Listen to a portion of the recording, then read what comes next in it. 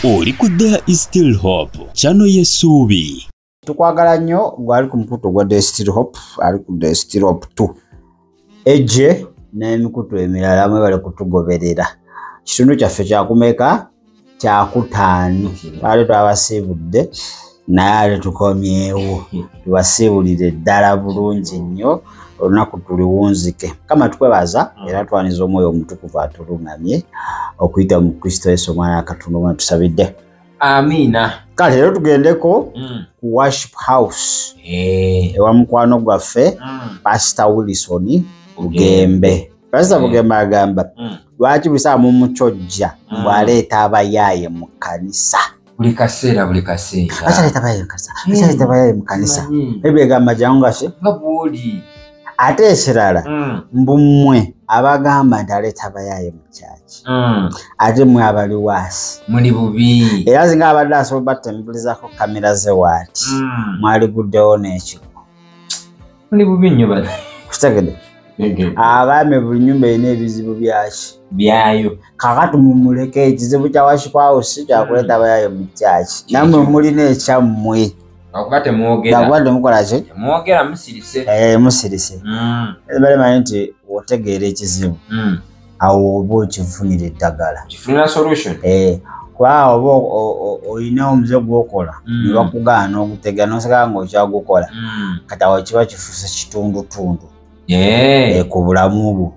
Waliwo kikola nga tomanyi. Tomanyi alika passion zaakyo. Naye w'otegeera nga Yesu we yagamba mu Yokaana 8:32 bwe mulimanya amazima gajja bafula baddembe. Kati lowooza bo bamanyi mbu tannategeera kiva basigala bakola ki? Bamubuulira. Naye kati abalaze nti bye mwogera mbikola ki? Mbimanyi bulungi. Naye namwe mulina ebyammwe lwakusirika. So buli mbuzi nkondo yaayo. Baddemu munyiivu. Kambo leero. Pastor munyiivu. Akoyo mutambulirako. Ebyo byokumwogerako buli kaseera abikole. Aleta abayaaye. Sanyi Sunday celebrity Sunday. Sanyi biki bonna. Lwaki mumutambulete mumuleka n'abayaaye be? Mulekabeereyo. Kitegedde bulungi nnyo. Ye lwaki? Ngi ebigambo byange. Pastor wuuyo muwulirize mu dakiika zijja kuba nga 5. Alisobola okuba nga tweyongerayo. Lwaki Bugembe aleeta abayaaye mu kyaki? Lwaki Bugembe aleeta abayaaye mu kyaki? Waveeyo avaayo ku bapasita babishopu ba Reverend bonna baveeyo lyaŋŋambe nti ye yasinza otuukirira mu Kampala. Abraham's holy family is struggling. Pray for your pastors and preachers. Nabo bulaba ku Facebook oba ku internet ngagamba oyo bayina emitawaana. Singa mukama mpa obudde ababeera banvuma ne mbagobereza kamera secretly okumala omwaka gumu ne mbayita ne mugamba mujje ngenda kukuba in public obulamu bwo. Everyone needs the mercy and the hand of God. We are all struggling. Everyone is fighting some demon. I promise you. Come on, people. Am I preaching to you? Everyone is. Parents are fighting something. Pastors are fighting something. The sheep is fighting something. We all need God's mercy and God's grace. Look at Abraham's holy family. Look what's happening there. Era wempakanyiza abantu abeera bajja abantu mu church. Vamu eyo church nafunye eri better. Every church has their angels and their demons. There is just churches with better makeup. Kanve mweno church. Waliwo eri egisinga wa buli muntu alina kyayita. Era nayo yagimalamu emyaka 6 obazuule. Tubeera mu church nga just tuziba matu toyogera kintu kyonna ku pastor wange. Saagala kuwulira. Lwaki naye alina emitawaana. Ate gwanyigira church mbu church izina emitawaana tusookere mu nyumba ya taatawo. Mweke nyini temwebuuza. Bakuyita ku pati n'obuuza gundi ajja. Sijja kujja. Senga wegindi ajja. Sijja kubaayo. Family, same dad, same mom. 6 years you are not talking. Am I talking to you? One person is perfect. Jesus Christ. kangambe aboonoonyi mwenna teri alina buyinza kuggalira bweru. Teri eryato lya Noah, the most important thing on Noah's ark is the door. As long as the door is still open, you can come in and you can be safe from the flood. Come in, come on. Come to Jesus. Kale yoyo musumba Wilson Bugembe owa Worship House Nansana agambye kanisa zino ziringa waka amaka buli maka galina begakola ki begayitamu saye kanisa ewammwe yennyini there is no reconciliation teri togetherness temwebuuza nakwebuuza olane gosula naye munju era ne bagala meeting z'ekika obuuza anti gundi agenda beerayo nti ye sigenda kujja ati gundi nga gyali sijja kujja we wabanga waali muli bakika kituufu kayale wano nekuŋŋaanyizo omujjuzo so nasaba buli omu asabire ki omusumba asabire musumba we ne kanisa mwali buli muntu alina kyayitamu omuntu akutekinga paati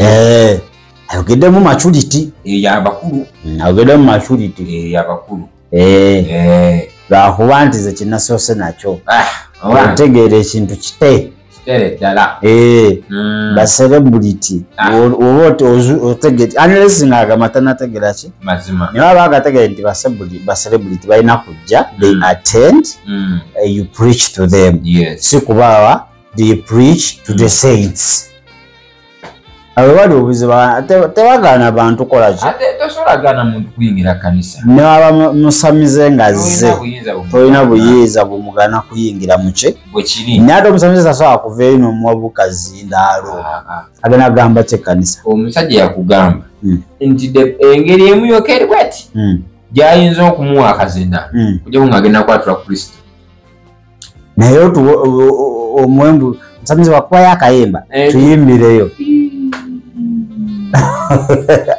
olinayo ekigambo kyosobola tubuulira tubuulireyo anti kanjamba buulire Katonda ayamba beeyamba ate nyamba bwe mwe bantu mmwe Katonda yatonda bino ebintu bitambulira olaba eddagala eryo Katonda yalitonda awooza byandibaddewo nga egimiti yagikola ati sitegeeza Katonda era ne mu Bayibuli agamba n'abawa byonna babirye otege gwe mwana gumanyi Bayibuli ntitegedde ayenga naawe gamba yaga bituufu akukujobojja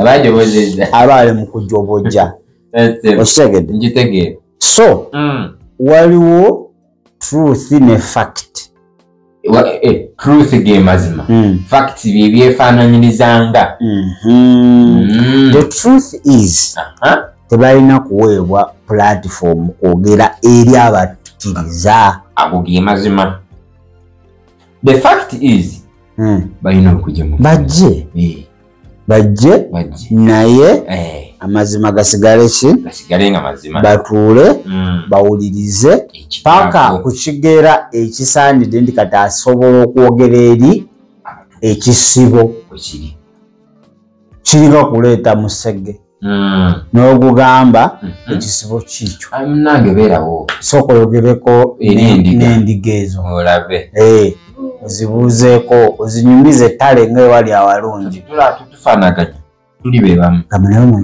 eri omuddo muyitirivu ate gunyirira mujje mbatwale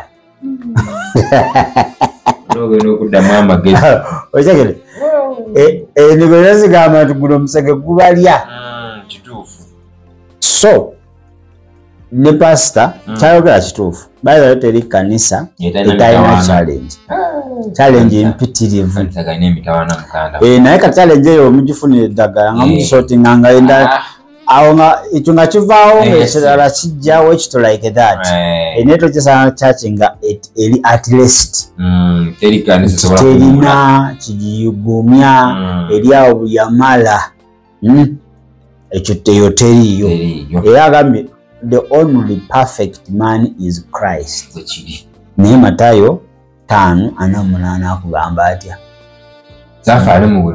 therefore be holy be perfect as your father in heaven is what perfect akimanze toli perfect naye agamba tugezeeko we try to be though we are. Okitegedde? Yes. Kati nze kimanya abantu ekibawuma ku Pastor Bugembe okubanga ba celebrity abawa platform ne boogera nga tebalina kibagenda kugamba batuukirivu. Kyekisinga baluma kyokka ekyo. Teri kibagenda kugamba batuukirivu at that time. Celebrity alina kutuula wansi bwe kiri awulirize ekigambo kya Katonda. Ge mazima. Okitegedde? Kati abantu that is their concern. Singa akola ku ekyo abantu bwe balina buzibu kubanga era balina okujja mucha eri nyumba ya Katonda eyaniriza eri ddwaliro eri ssumuliro oba buli ow'ekintu kye kyonna akola ki agenda eyo. Naye waliwo limitation. Tugerako omundagano enkadde waliwo abantu we bataatuukanga the holy of holies nga bakabona be bakola ki be balinnyawo. Kati n'essaawa zino ssebo tulina era awatukuvu wadde buli muntu alina access oyo akkiriza Kristo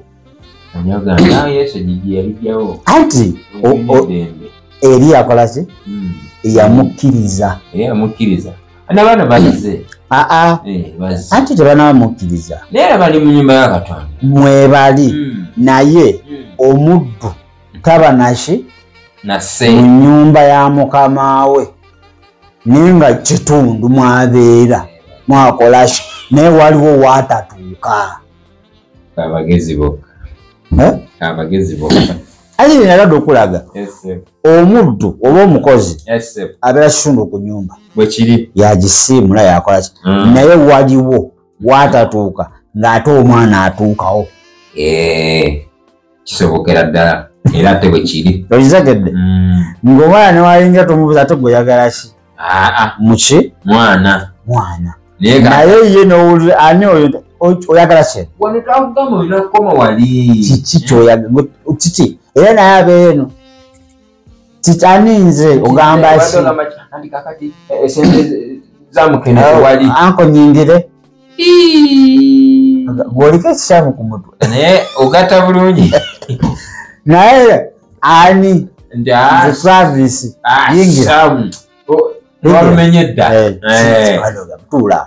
Nti amita uyo nasika buli kyayagala nayonona buli byayagala otereza naye gwe bannange lwaki onsumba wamala okola n'agamba ngenze nti ngenze noddamu kubitereza oyo gwe bayita ki kakati bali baganda baffe bwana bati banakukkiriza Kristo baba balinga abaddu mu nju weewaawo baba bagiyingidde naye babaako n'ekkugiro babaako ne limiti waliwo we bakoma kati abantu kye bagamba omusumba point eri bweti tebamunenya kuleeta bantu ate lyamunenya era ayongera obbaleeta lwaki wano lwaki basukka tebalina okukoma okitegedde so naye nga musumba bayogedde bituufu buli kanisa alina ebizibu byayo buli muntu alina olugendo lwe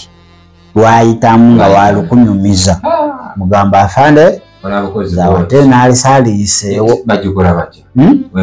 buli emu erina abasekawo tebalina eyaabwe erwa eyo yabano bagundi bano abaawummula be baana balitayadi sina balitayadi bacha yabana oba badizata bazema yabadizata kirala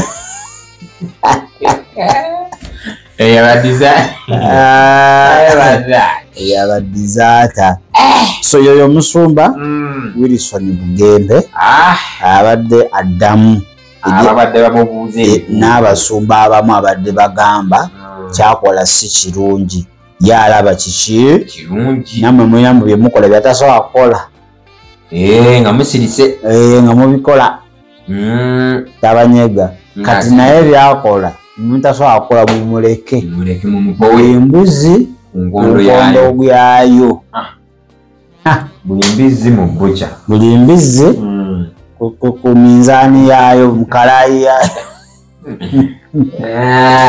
kale tukakubanga tusukako wano yoyo Pastor Wilson Bugayi simanyi oba gwe kikyolowooza ku message eyo gyayogedde okkanya naye tokkanya naye nze zikanya naye somehow ate nesikanya naye wekituuka ku katuuti okuba mbu ate babeeko bye boogera batuyimbire awo tebalina kye balina kukola balina kusooka kkiriza mwana wa Katonda kubanga bye boogera ebigambo byabwe tebisobola tuyamba ne pasita ye bw'alitandika ebigambo bye ekyakya ayinza osigaza enjereere abantu abo baza kuwulira Kristo agamba ki bwe tukuŋŋaana Kristo ayogera ki leero kati abo baba tebalina Kristo kyabalwadde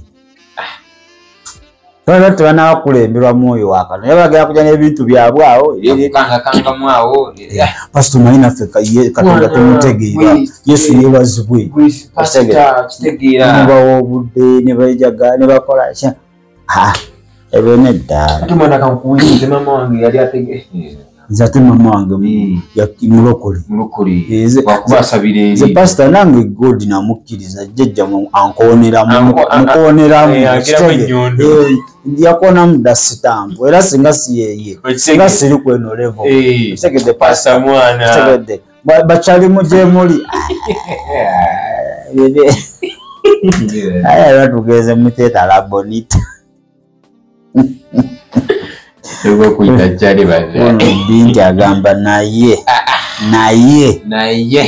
kale tukakona tusukako wano lunaku olwaleero tetugenda kudda n'oyagala otya leero nosadaka empizi tolaba nti nongirya nnyo nonogisadaka saawe kale wogisiika binti wanayinza okugamba kilo 10 komawo pati 6 Pati 6 ng'asaze kilo 10 kale kulw'omwoyo gwa Kristo segwambizzi ibulagwa abantu nabe abantu bagimba bafune Kristo banaye bamafusoka ofune Kristo oyingire sande ng'olina omutonzi gamba Yesu nkwebaza olw'olunaku lwaleero leero nga nkyali mulamu ekigambo kyo kiwulidde sazeewo kwatula Kristo era omulokozi wange era omununuzi wange Kristo Yesu amiina era amiina ddala kale tugenda kwala tusukako wano tubagala nnyo atubagalira ddala musule bulungi ate era mweraba webale kulaba There is Still Hope okumanya ebisingawo tukubire ku 0752 34 14 47 oba ku 0761 08 83 15 osobola n'otufuna ku email eya tishitv74@gmail.com eno ye There is Still Hope channel y'essuubi.